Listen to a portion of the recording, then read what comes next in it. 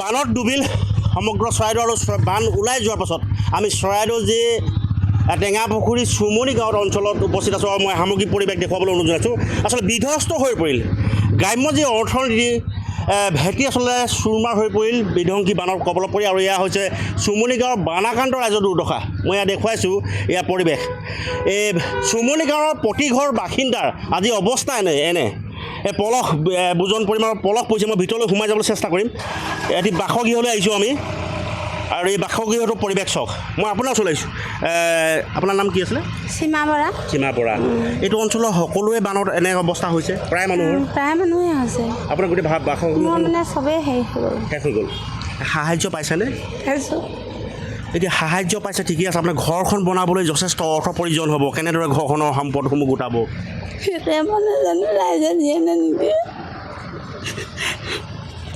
এপতকৈ সামগ্ৰী কিনিছিলে একেদিনাই আপোনাৰ টচ নচ হৈ গ'ল একেদিনাই শেষ হৈ গ'ল কিবা বচাব পাৰিলেনে নোৱাৰিলোঁ কাপোৰ এটকা বচাব নোৱাৰিলোঁ আমি ৰুটি গৈছিলোঁ ছোৱালীজনীয়ে মই বাপেকে ধৰি আনি ল'লোগৈ এই পৰিৱেশ দেখুৱাব বিচাৰিছোঁ আমি ভিতৰলৈ সোমাই যাবলৈ চেষ্টা কৰিম এটি বাসগৃহ আৰু এইটো বাসগৃহ বুলি আজিৰ তাৰিখত আপুনি হয়তো অনুভৱ কৰিব নোৱাৰিব ইয়াত যে এটি পৰিয়ালে বসবাস কৰিছে আপুনি সেই কথা সপোনতো ভাবিব নোৱাৰিব বানে শেষ কৰি গ'ল এটি পৰিয়ালৰ বাসগৃহ মই দৃশ্য দেখুৱাইছোঁ আমি অকণমান ভিতৰলৈ সোমাবলৈ চেষ্টা কৰিম আচলতে ভিতৰলৈ সোমাবলৈ যথেষ্ট অসুবিধা এয়া দৃশ্য চাওক এই দৃশ্য চাওক মই ভিডিঅ' জানিছোঁ এটা দৃশ্য বেৰ ভাগি গৈছে তেওঁলোকৰ সম্পত্তি অকণমানো তেওঁলোকে ৰক্ষা কৰিব নোৱাৰিলে এক প্ৰকাৰ খতম সকলো শূন্য পৰিৱেশ মই ইয়াৰ দৃশ্য দেখুৱাবলৈ অকণমান ভিতৰলৈ সোমাবলৈ চেষ্টা কৰিছোঁ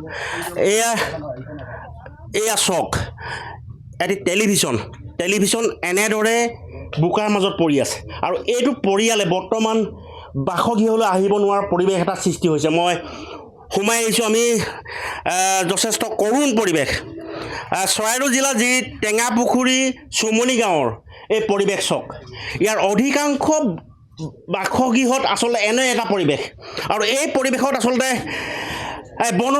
আমি বৰ্ণনা কৰি শেষ কৰিব নোৱাৰোঁ আমি অকণমান ভিতৰলৈ সোমাই যাবলৈ চেষ্টা কৰিছোঁ দল সংগঠনে চৰকাৰে ইতিমধ্যে তেওঁলোকক খাদ্য সামগ্ৰী সাহাৰ্য আগবঢ়াইছে কিন্তু বাসগৃহটো কি হ'ব বানাক্ৰান্তই এইটো বাসগৃহত প্ৰৱেশ কৰি তেওঁলোকে আচলতে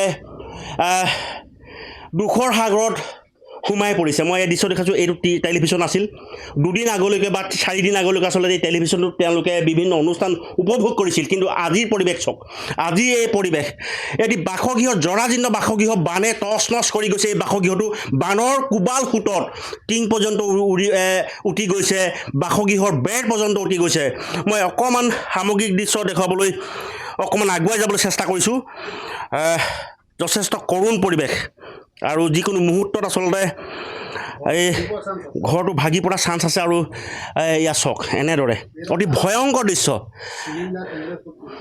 চিলিণ্ডাৰ পৰি আছে আমি ভিতৰত অকণমান যদি ভিডিঅ' জানিছোঁ সম্ভৱ হয় মই লাহে লাহে আহিবলৈ ভিডিঅ' জানিছোঁ অনুৰোধ জনাইছোঁ এনেদৰে অকণমান আমি আগুৱাব বিচাৰিছোঁ মই সকলো বাসগৃহৰ পৰিৱেশ এয়া আৰু এই পৰিৱেশ মই গ্ৰাউণ্ড জিৰ' ৰিপৰ্ট ল'বলৈ ইতিমধ্যে চৰাইদেউ জিলাৰ যি টেঙাপুখুৰী অঞ্চলত যি চুমনি গাঁও অঞ্চলত উপস্থিত হৈছোঁ এয়া পৰিৱেশ তেওঁলোকৰ এয়া পৰিৱেশ মই ভিডিঅ' জানিছোঁ সাৱধানে লাহে লাহে আহিবলৈ অনুৰোধ জনাইছোঁ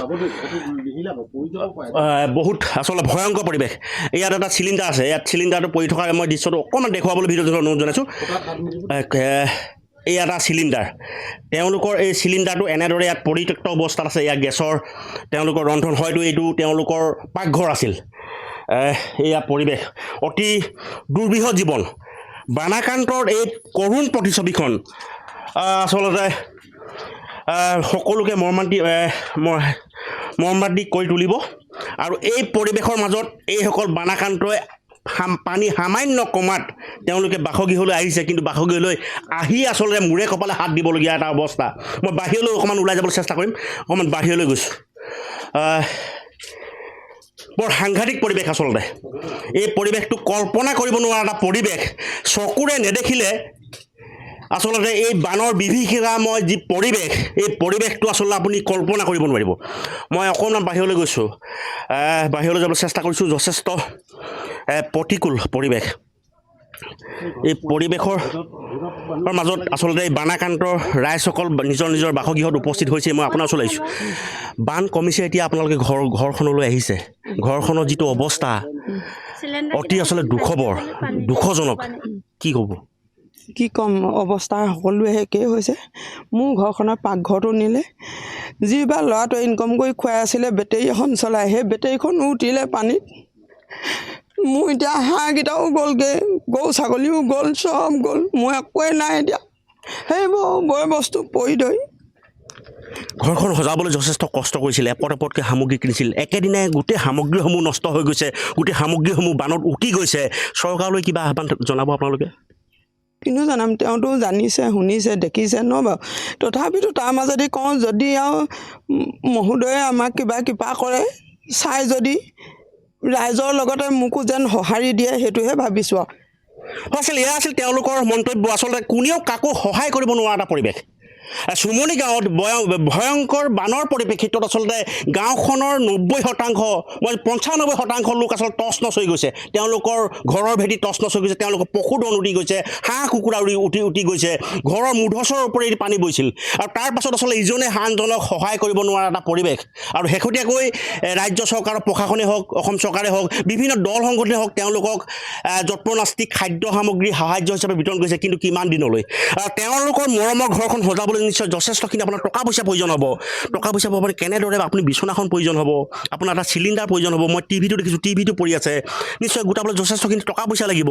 কেনেদৰে ব্যৱস্থা গ্ৰহণ কৰিম বুলি আপুনি কেনেদৰে ব্যৱস্থা গ্ৰহণ কৰিব? এতিয়া কিবা ল'ব লাগিব, সোমাব লাগিব। এতিয়াতো ঘৰখনত সোমাব পৰা পৰিৱেশেই নাই। চৰকাৰে সেইবোৰ সুবিধা ল'ব লাগিব, সুবিধা দিবা। চৰকাৰে কিবা এটা দিবনে? দিব বুলি আশা কৰিছোঁ। হয়, আপোনালোকে সহযোগ কৰিলে।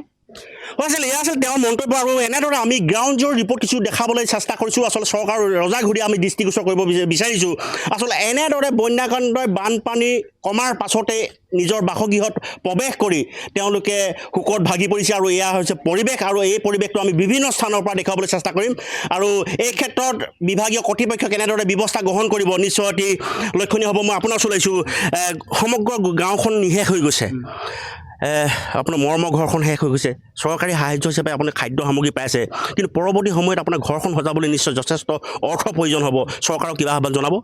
চৰকাৰলৈ এটাই আহ্বান, আমাক সকলো যেতিয়া গাঁওখন সকলো টচ নচ হৈ গ'ল, মোৰো নাৰ্চাৰী অলপ আছিলে। মই 18 তাৰিখে আপোনাৰ মৰাণৰ পৰা 30,000 টকা পুলি আনিছিলোঁ, আৰু 19 তাৰিখে আমাক প্ৰলয়ংকাৰী বানে সকলো ধুই নিলে।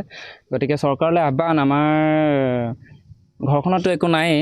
গতিকে আমাৰ সৰু সুৰা ব্যৱসায় এটা কৰি আছিলোঁ, তাৰ আকৌ শেষ। গতিকে চৰকাৰলৈ আহ্বানো কি জনাম, ৰাইজক সমানে আমিও সহায় পাম বুলি আশা কৰিছোঁ। এয়া আছিল তেওঁলোকৰ মন্তব্য। আৰু এয়াই হৈছে ভুক্তভোগীৰ প্ৰকৃত প্ৰতিচ্ছবি, বানাক্ৰান্তৰ প্ৰকৃত প্ৰতিচ্ছবি। বান শেষ হৈছে, বান কমিছে, তাৰপিছত কিন্তু মৰমৰ ঘৰখনত প্ৰৱেশ কৰিবলৈ গৈ বাৰে বাৰে থমকিব লগা হৈছে বানাক্ৰান্তৰ ৰাইজ।